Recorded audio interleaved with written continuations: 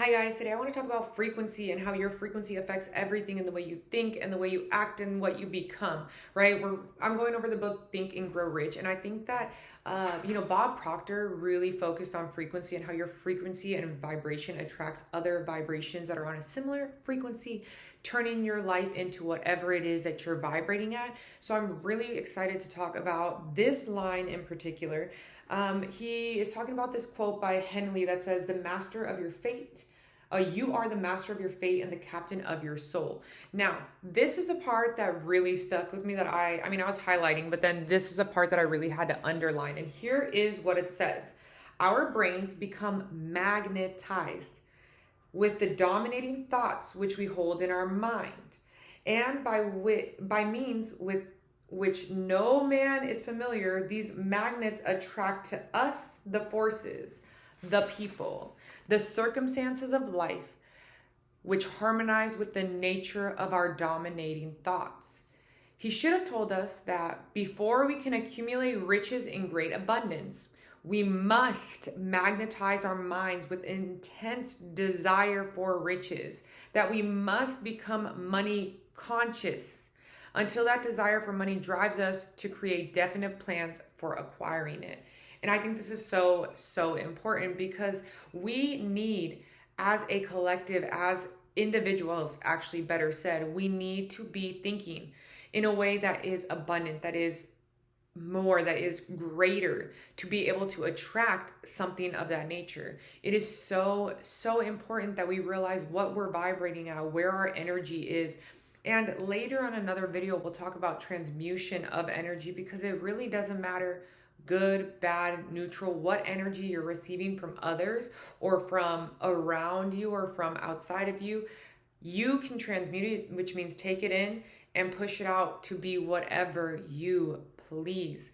So I believe that thinking and growing rich is a fundamental part of our discussion today.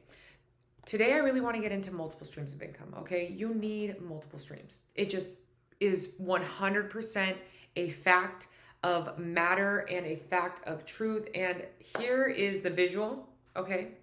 I created this little visual, and I want you to really embed this in your mind. I want you to think of this constantly, right? Because a lot of us have one pond, all right?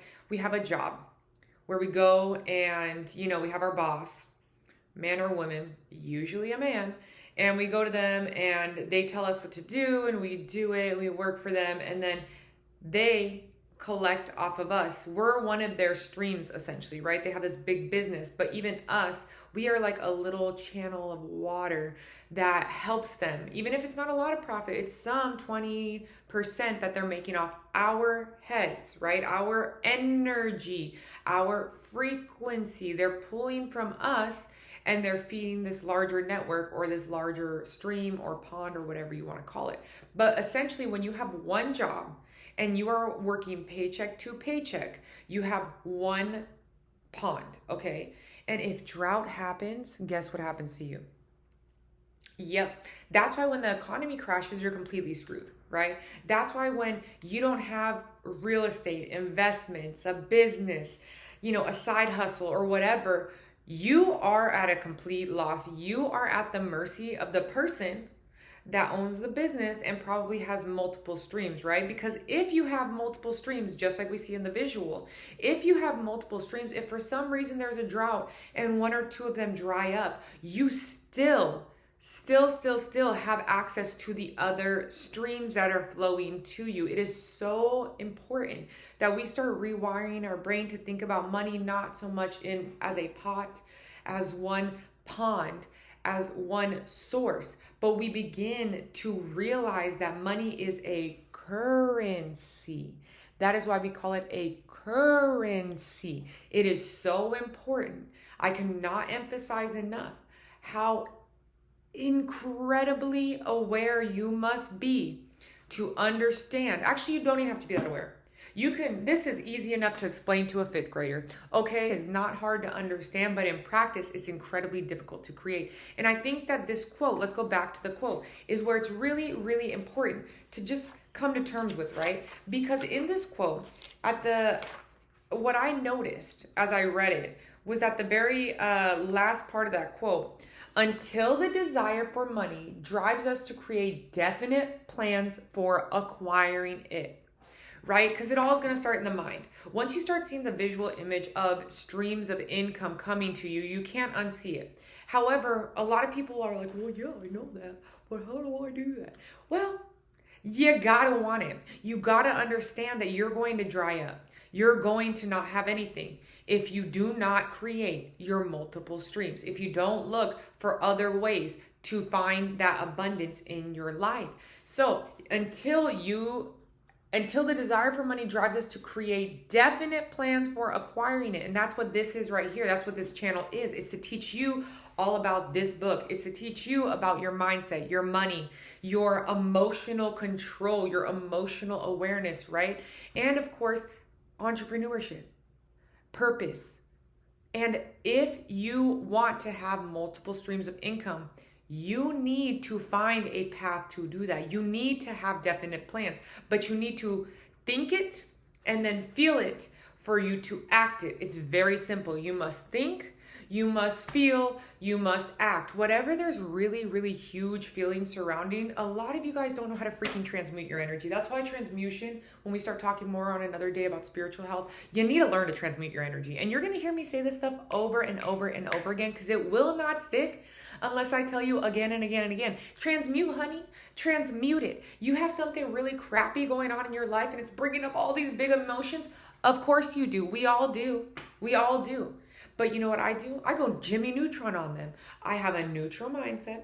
I take a deep breath. I take that negative energy and I am the alchemist. Another book that we will go over. I am the alchemist of my own life. I am the alchemist, okay?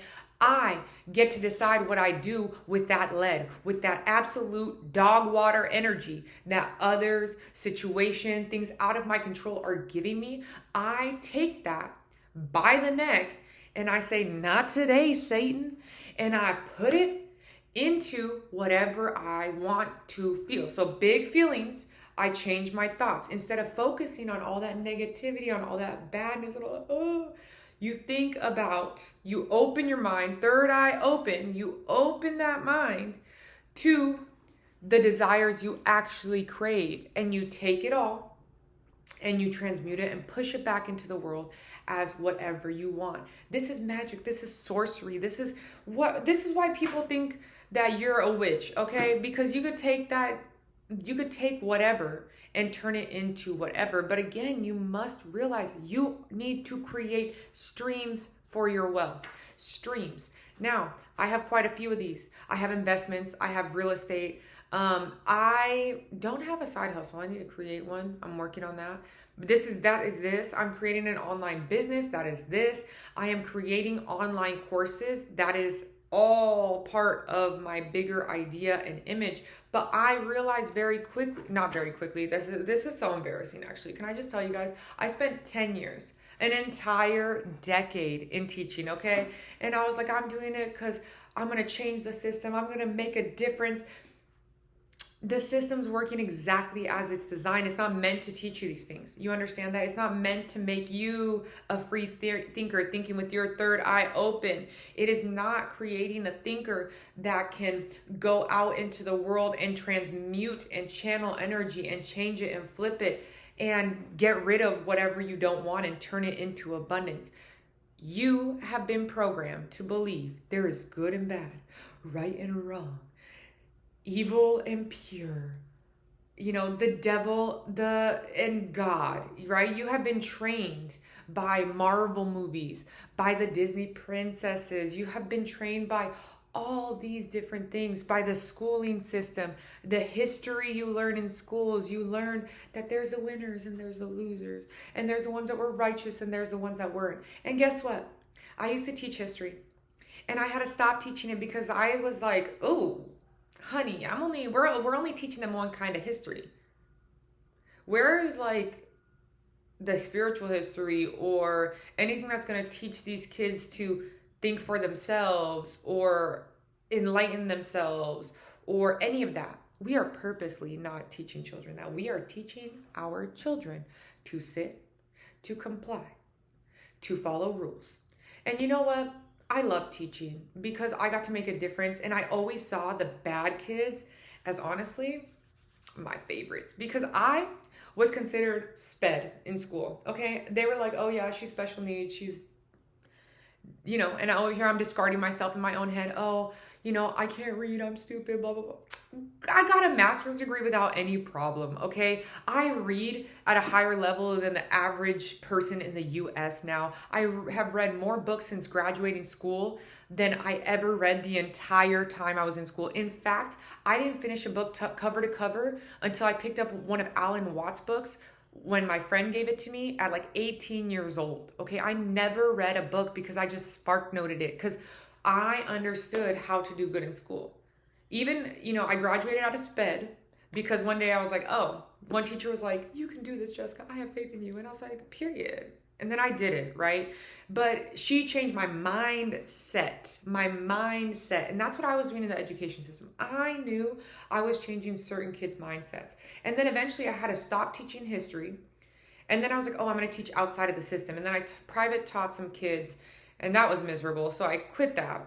And I went and taught emotional, mental, physical, occupational, all those types of health. And I was like a health and wellness teacher and I was a coach. And then I was like, oh girl, I'm in my bag.